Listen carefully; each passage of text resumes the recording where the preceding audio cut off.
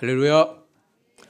오늘 하나님이 찾으시는 그 예배자 첫 번째 새로운 살길 새로운 예배라는 제목의 말씀입니다. 하나님께서 올해 우리에게 하나님이 찾으시는 그 예배자라는 표를 주셨습니다. 주제 성구는 요한복음 4장 23절입니다. 같이 한번 읽어봅시다. 아버지께 참되게 예배하는 자들은 영과 진리로 예배할 때가 오나니 곧 이때라. 아버지께서는 자기에게 이렇게 예배하는 자들을 찾으시느니라. 아멘. 그리고 우리에게 기도 제목을 주셨습니다. 우리 기도 제목도 같이 읽겠습니다. 주님, 우리 안에 예배 부흥이 일어나게 하소서. 그래서 그 부흥이 우리 가정, 자녀, 일터의 부흥으로 그리고 이 나라와 민족과 열방의 부흥으로 이어지게 하소서. 아멘. 하나님께서 우리에게 이런 표를 주시고 이런 기도 제목을 주신 이유가 무엇이겠습니까? 하나님께서 우리 안에 예배 부흥을 일으키기를 원하시기 때문입니다. 하나님께서 우리 안에 예배 부흥이 일어나게 하실 것이기 때문입니다. 여러분, 하나님은 어떤 분이십니까? 빌립보서 2장 13절을 보면 너희 안에 행하시는 이는 하나님이시니. 하나님 어떤 분이십니까? 우리 안에서 행하시는 분이십니다. 자기의 기쁘신 뜻을 위하여 너희에게 소원을 두고 행하게 하시나니. 하나님은 우리에게 소원을 두고 행하게 하시는 분이십니다. 예배 부흥은 하나님의 기쁘신 뜻이고 하나님은 우리에게 예배 부흥의 소원을 주셨습니다. 그리고 하나님은 우리로 하여금 예배 부흥을 위해 기도하게 하시고 예배 부흥을 위해 행하게 하실 것이며 마침내 예배 부흥이 일어나게 하실 것입니다.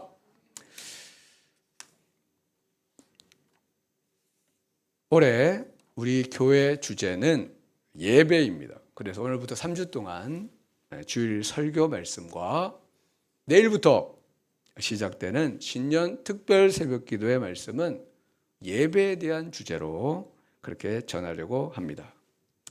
제가 지난 가을 이런 주제로 기도하며 준비할 때 하나님께서 책 한 권을 만나게 하셨는데 미국 그레이스 커뮤니티 교회 담임 목사였던 존 메가드 목사님의 예배라는 책입니다. 제가 원래 그 책을 들고 오려고 그랬는데 못 들고 왔어요. 깜빡했어요. 근데 예배에 대해서 많은 것을 깨닫게 해준 책이었습니다. 특히 영과 진리로 예배드리는 것이 무엇인지에 대해서 잘 설명을 해주는 책입니다. 이 책의 부제가 우리는 예배드리기 위해 구원받았다입니다. 많이 들어봤죠? 지난 송구영신 예배 때 제가 이 제목으로 말씀을 전했고 내일부터 있는 특별 새벽 기도의 주제가 바로 이것입니다. 우리는 예배드리기 위해 구원받았다. 앞으로 3주 동안의 주일 말씀과 신년 특별 새벽 기도의 말씀은 이 책의 내용을 중심으로 해서 제가 묵상한 말씀을 더하여 이렇게 전하려고 합니다. 오늘 본문 요한복음 4장의 중심 내용은 예수님과 한 사마리아 여자의 대화로 되어 있습니다. 여기서 우리는 우리의 예배를 받으시는 예수님께 예배에 대해서 배울 수가 있습니다. 당시 예수님은 유월절을 맞아 예루살렘에 가셨다가 다시 갈릴리로 돌아가시는 길이었는데 3절과 4절 우리 같이 읽어보겠습니다. 유대를 떠나사 다시 갈릴리로 가실새 사마리아를 통과하여야 하겠는지라.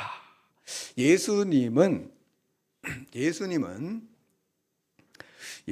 반드시 사마리아를 통과해서 가셔야만 했다고 했습니다. 유대에서 갈릴리로 가는 길을 보면 지도를 보면요. 이 제일 아래쪽 유대고 중간이 사마리아고 저 위에 호수가 있는 곳이 갈릴리인데요. 직선길로 쭉 가면은 사마리아를 통과해서 가는 길이 직선길이고 가장 가까운 길입니다.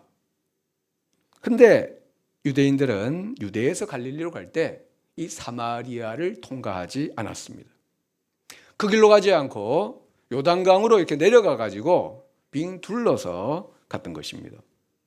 그 이유는 사마리아는 주전 722년 북왕국 이스라엘의 멸망 이후에 아수르의 혼혈 정책으로 민족의 정체성을 없애기 위해서 혼혈 정책을 썼습니다. 그래서 여러 다른 족속을 이사시켜 가지고 결혼을 시켜 가지고 혼혈을 만들어 버린 겁니다. 그래서 유대인들은 사마리아인들을 부정한 것으로 그렇게 간주를 했고 그 지방을 통과하면 자신도 부정하게 된다고 생각을 했습니다. 그래서 절대로 저 길로는 직선길로는 가지를 않았던 겁니다. 예수님은 유대인이었지만 반드시 사마리아를 통과해서 갈릴리로 가셔야만 했다고 했습니다. 그 길로 가셔야 되는 특별한 목적이 있었다는 겁니다. 5절 사마리아에 있는 수가라는 동네에 이르시니 야곱이 그 아들 요셉에게 준 땅 세겜이 가깝고 또 거기 또 야곱의 우물이 있더라. 야곱이 판 우물, 야곱이 사용했던 우물이 있더라.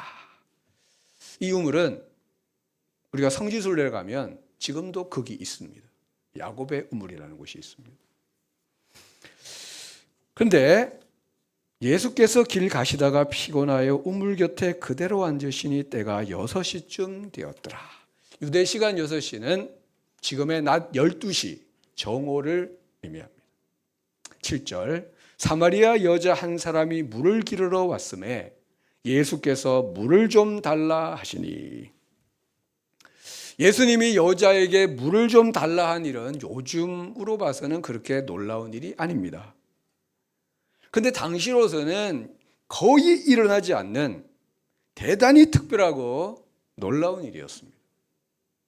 왜냐하면 당시 유대인들은 사마리아 땅으로 들어가는 일 자체가 없었기 때문에, 그리고 외간 남자가 외간 여자에게 말을 거는 일도 없던 시대에 유대인 남자가 사마리아 여자에게 말을 거는 일은 더더욱 없는 일이었고, 유대인 남자가 사마리아 여자에게 마실 물을 좀 달라고 하는 일은 더더욱 없었던 일이었던 겁니다.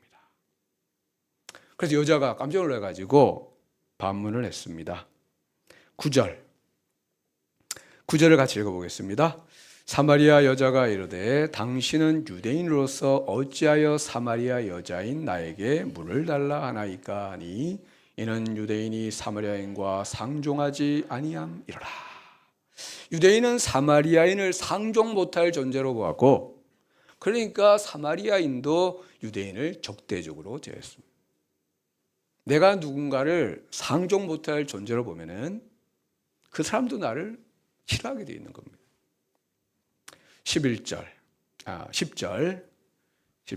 예수께서 대답하여 이르시되 네가 만일 하나님의 선물과 또 내게 물 좀 달라 하니가 누구인 줄 알았더라면 네가 그에게 구하였을 것이요 그가 생수를 너에게 주었으리라. 여기 생수가 나오는데요, 우리가 마시는 그 생수 있죠? 그게 아니고 여기서 생수는 살리는 물, 생명을 주는 물이라는 뜻입니다. 내가 살리는 물, 생명을 주는 물을 너에게 주었으리라. 근데 이 여인은 이 생수를 깊은 곳에서 나오는 심층수로 생각을 하고, 그래서 좀 빈정대면서 말을 했습니다. 11절, 우리 세 번역인데요, 같이 한번 읽어봅시다. 여자가 말하였다. 선생님에게는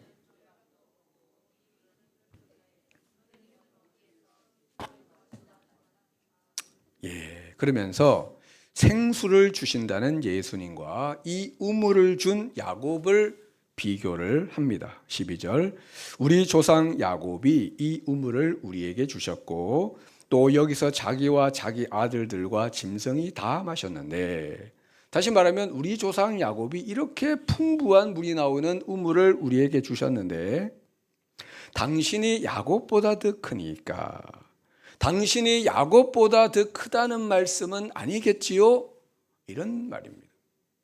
그러니까 이때만 해도 이 여인은 예수님이 야곱이 예수님보다 더 크다고 생각을 하고 있었습니다. 13절 예수께서 대답하여 이르시되 이 물 너희 조상 야곱이 준 이 우물물을 마시는 자마다 다시 목마르려니와. 그렇죠? 그래서 반복적으로 물을 길어러 와야 되는 겁니다. 그런데 14절 내가 주는 물을 마시는 자는 영원히 목마르지 아니하리니. 왜 그렇습니까? 내가 주는 물은 그 사람 속에서 영생하도록 솟아나는, 영생에 이르도록 솟아나는 샘물이 되리라. 이런 뜻입니다. 무슨 말입니까? 주님이 주시는 물을 마시는 자는 그 사람 안에 샘이 하나 생긴다는 겁니다. 샘이.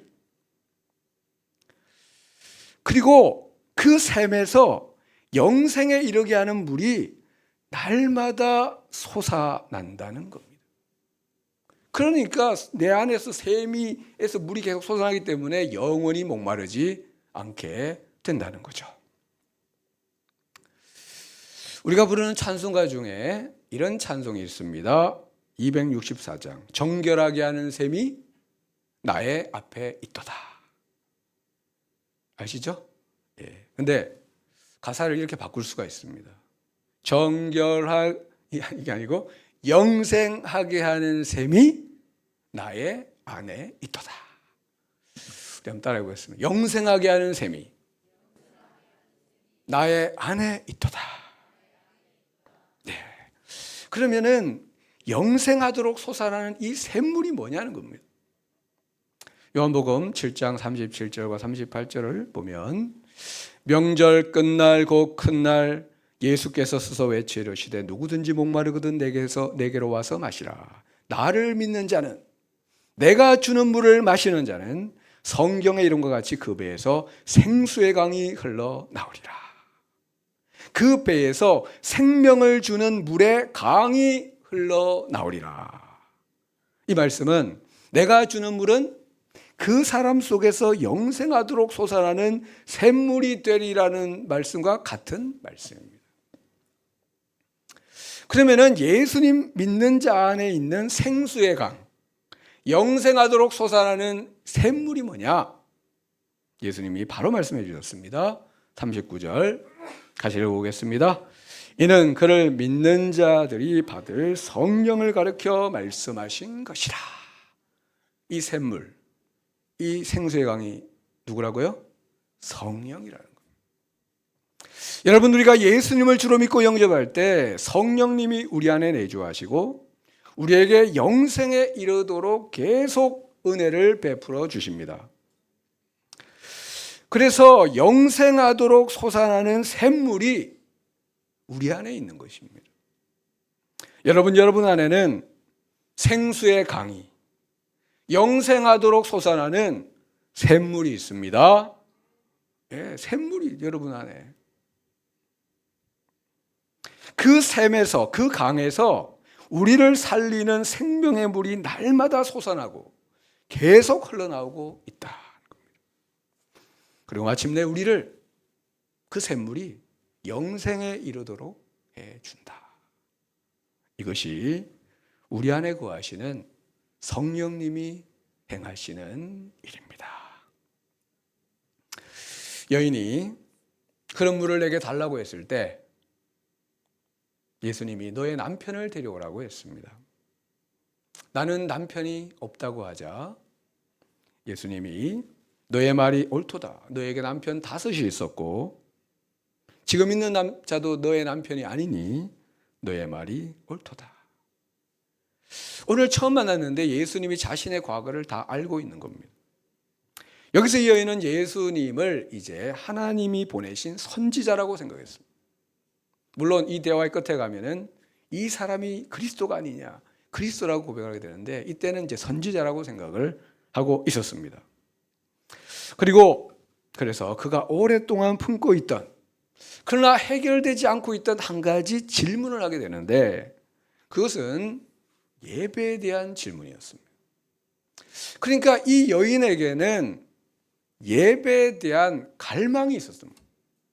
뭔가 예배를 드려야 되고 하나님께 예배를 드려야 되는데 채워지지 않는 어떤 갈망이 있었고, 어쩌면 예수님은 그녀의 이 갈망을 알고 그 갈망에 대한 답을 주시려고 찾아온 것인지도 모르겠습니다.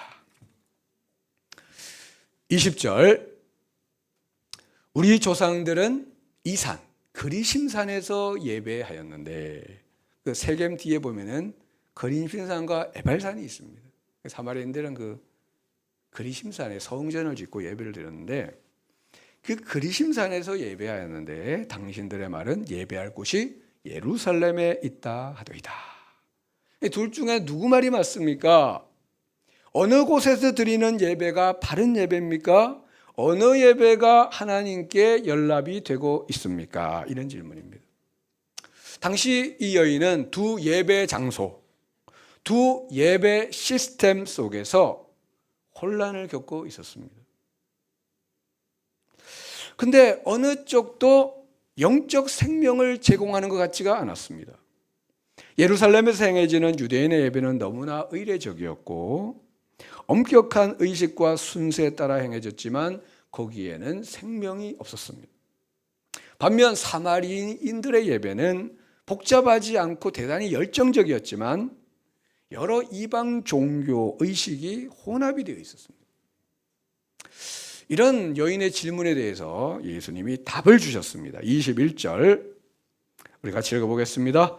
예수께서 이르시되 여자여 내 말을 믿어라. 이 산에서 말고 예루살렘에서 말고 너희가 아버지께 예배할 때가 이르리라. 아멘. 예배에서 중요한 것은 장소가 아니라는 겁니다. 그 장소에서 행해지는 의식과 예배 순서도 아니라는 겁니다. 그럼 예배에서 중요한 게 뭡니까? 아버지께 예배하는 것이 중요하다는 겁니다. 아버지께 참되게 예배하는 것이 중요하고 그렇게 예배할 때가 곧 도래한다. 이렇게 말씀한 겁니다. 예루살렘의 구약적 예배도 아니고 사마리아의 혼합된 예배도 아니고 아버지께 참되게 예배하는 새로운 예배 시대가 오고 있다. 이런 말씀입니다.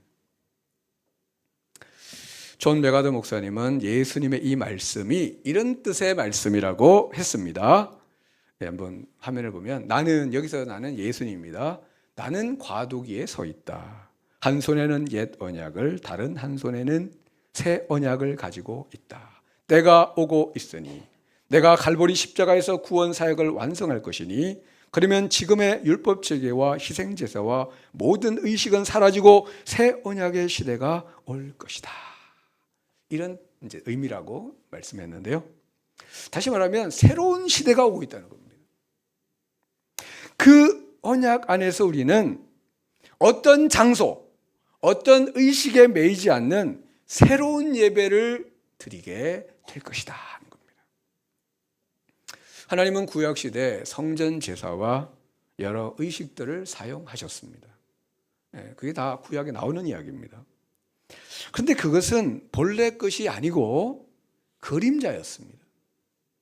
근데 이제 실제이신 예수님이 오셨기 때문에 그림자는 사라지는 것입니다.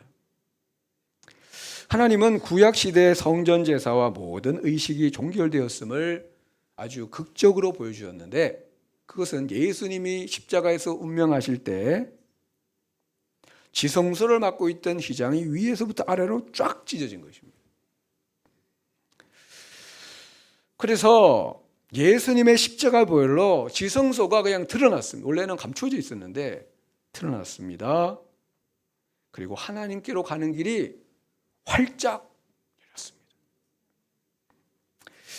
신약 히브리서는 그리스도께서 하신 일 덕분에 우리가 새로운 예배를 드리게 되었다고 말하고 있습니다.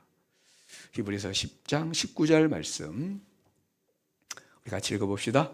그러므로 형제들아 우리가 예수의 피를 힘입어 성소에 들어갈 담력을 얻었나니 그 길은 우리를 위하여 휘장 가운데로 열어놓으신 새로운 살 길이요 휘장은 곧 그의 육체니라. 아멘. 예수 피를 힘입어 성소, 지성소에 들어갈 담력을 얻었다. 원래 지성소는 딱 한 사람만 들어갈 수 있어요. 대제사장. 그것도 1년에 딱 하루만 들어갈 수 있습니다. 속죄에만. 근데 열린 겁니다. 누구나 들어갈 수 있게 되었습니다. 예수님은 십자가에서 자기 육체를 찢으심으로 우리에게 새로운 살길, 새로운 예배의 길을 열어주셨습니다. 이제 우리의 예배에서 중요한 것은 장소가 아닙니다. 예배에서 중요한 것은 장소가 아닙니다. 우리의 예배는 장소에 매이지를 않습니다. 우리는 이 예배당에서 예배할 수 있습니다. 그렇죠? 그러나 우리의 삶의 자리에서도 예배할 수 있고, 길을 가면서도 예배할 수 있고, 운전을 하면서도 예배할 수 있고, 지성소에 들어가 하나님께 예배를 할 수 있고 또 해야 한다는 것입니다. 제가 최근에 장거리 운전할 일이 좀 있었습니다. 차에서 찬양을 들으며 이제 혼자 찬양을 들으며 운전을 했습니다. 찬양을 들으면서 입술로 같이 찬양을 부르고 또 나의 영이 또 찬양을 불렀습니다. 그런데 은혜가 충만했습니다. 근데 제가 뭘 한 겁니까? 제 몸은 운전을 했지만 제 영은 예배를 드렸습니다. 하나님은 예배하는 제게 막 풍성한 은혜를 내려주셨습니다. 운전하고 있는데 막 풍성한 은혜를 내려주셨습니다. 여러분, 주님 십자가별로 우리는 언제 어디서나 지성소에 들어갈 수 있게 되었습니다. 하나님의 임재 앞으로 나아갈 수 있게 되었고 예배할 수 있게 되었는데, 이것이 주님이 열어주신 새로운 살길, 새로운 예배의 길인 것입니다. 그리고 우리는 어떤 예배 의식과 순서에 매이지도 않습니다. 우리는 정통적인 장로교 예배 순서로 하나님을 예배할 수 있습니다. 그것도 잘못된 게 아닙니다. 지금 우리가 그렇게 하고 있잖아요. 할 수 있습니다. 또 경배와 찬양으로 예배할 수도 있습니다. 삶의 자리에서 찬양을 들으며 예배할 수 있고, 집에서 성경을 읽으며 예배할 수 있고, 직장에서 일을 하면서도 예배할 수 있습니다. 예배의 새로운 시대가 열린 것입니다. 이제 우리의 예배에서 중요한 것은 장소나 의식이나 예배 순서가 아닙니다. 그게 중요한 게 아닙니다. 뭐가 중요한 겁니까? 우리 4장 23절 같이 읽어봅시다. 아버지께 참되게 예배하는 자들은 영과 진리로 예배할 때가 오나니 곧 이때라. 아버지께서는 자기에게 이렇게 예배하는 자를 찾으시느니라. 이렇게 영과 진리로 예배하는 자들을 찾으시느니라. 이제 우리 예배에서 중요한 것은 우리가 영과 진리로 예배하고 있느냐, 이게 중요한 겁니다. 영과 진리로 예배하고 있느냐. 우리가 영과 진리로 예배하고 있다면 우리의 예배는 항상 하나님께 받아들여질 것입니다. 그럼 이 영과 진리로 예배한다는 게 무엇이냐? 그것은 여러분이 알고 있는 그것일 수 있습니다. 이 영과 진리로 예배한다는 것의 의미는 다음 주일 그리고 그 다음 주일 말씀을 통해 가지고 전해 드리려고 합니다. 오늘은 이것만 우리가 기억하기를 원합니다. 하나님이 받으시는 예배는 우리의 영으로 드리는 예배랍니다. 여러분이 찬송을 입으로 부르는데 입으로만 부르면 그 예배가 아닙니다. 여러분의 영이 예배를. 말씀을 들을 때 귀로만 들으면 예배가 아닙니다. 여러분의 영이 그 말씀에 응답을 해야 됩니다. 하나님이 받으시는 예배는 우리의 영으로 드리는 예배며 하나님의 진리로 드리는 예배라고 했습니다. 왜냐하면 하나님은 영이시고 하나님의 말씀은 진리이기 때문입니다. 우리가 영과 진리로 예배 드릴 때 우리는 하나님이 찾으시는 그 예배자, 하나님이 찾으시는 그 예배 공동체가 될 것입니다. 우리가 영과 진리로 예배할 때 우리 안에 예배 부흥이 일어나게 될 줄로 믿습니다. 기도하겠습니다. 사랑해 주 하나님 아버지, 예수 그리스도의 십자가 보혈로 우리에게 새로운 살 길을 열어주시고 새로운 예배 시대를 열어주셔서 감사합니다. 우리가 그 새로운 살 길을 통해 아버지의 보좌 앞에 힘써 나아가게 하옵소서. 우리가 주님이 열어주신 새로운 예배의 길을 통해 영과 진리로 예배하게 하옵소서. 하나님은 영이시니 하나님의 말씀은 진리이니 예배하는 자가 영과 진리로 예배하라고 하셨습니다. 우리가 영과 진리로 예배 드리게 하시고 아버지께 참되게 예배하는 예배자, 참되게 예배하는 예배 공동체가 되게 하여 주옵소서. 그래서 우리 안에 예배 부흥이 일어나게 하시고 그 부흥이 우리의 가정과 자녀와 일터의 부흥, 나라와 민족과 열방의 부흥으로 이어지게 하여 주시옵소서. 예수님의 이름으로 기도드리옵나이다. 아멘.